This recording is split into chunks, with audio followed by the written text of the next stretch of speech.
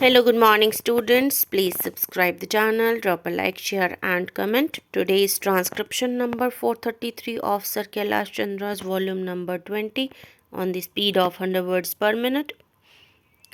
Start.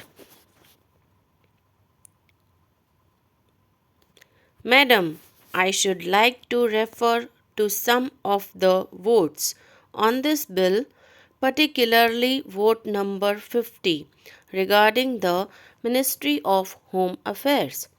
A good deal has been said about the need for the relaxation of the present state of emergency.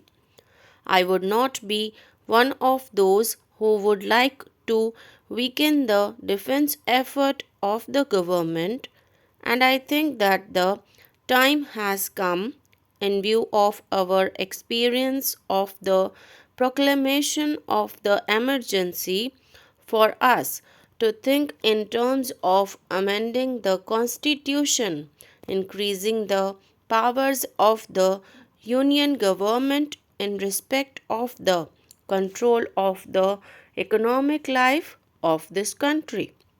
This should be a part of our regular constitutional framework.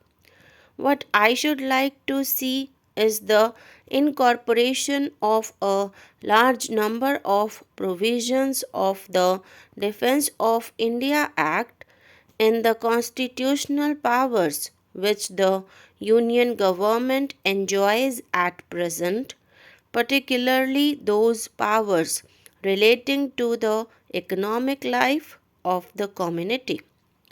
I am not very happy at the large number of persons who have been detained in jail, and in view of the general relaxation of conditions on the border, I think that the time has come for government to release all persons unconditionally.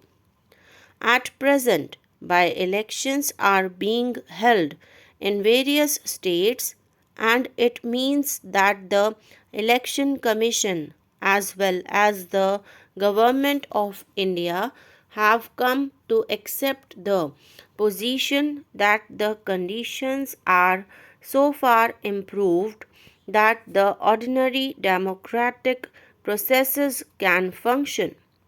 If that is the case, there is no need whatever for the detention of persons in jail on account of the emergency.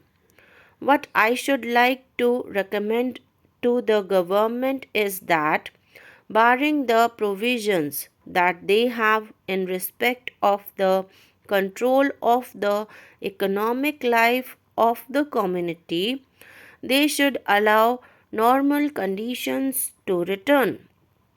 Now, I should like to refer to vote number 9 on the defense services.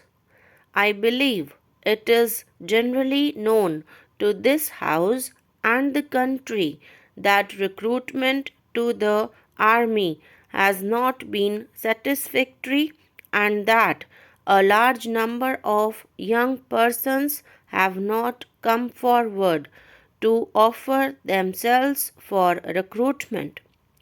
There have been pockets of grievances in many states that persons who could not answer in English at the interview have been rejected, and a deputation waited on the Prime Minister to urge upon him the need for review of cases of rejection.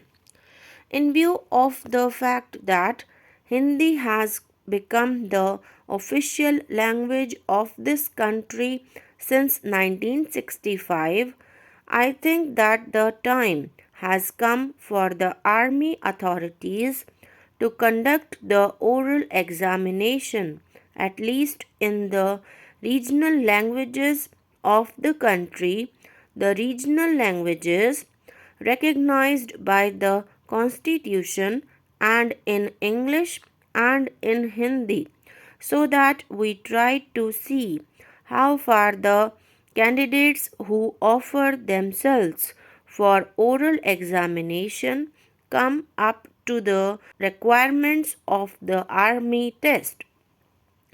I do hope that as a result of the efforts that government will make in this connection, a large number of persons will come forward to offer themselves for recruitment to the army.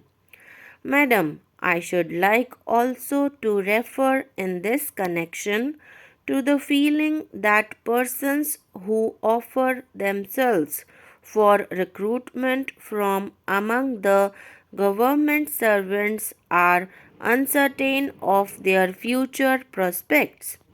I believe that under the present laws that exist, if a member of the civil service of the government offers himself for recruitment and is discharged from the army, he gets all the benefits in respect of his pension, but he has got to return his gratuity and other emoluments which he receives from the army and his seniority in the civil service when he reverts to the civil service after discharge is not protected. On that ground, a large number of persons who are civilian employees of the government are not prepared to offer themselves for recruitment to the army.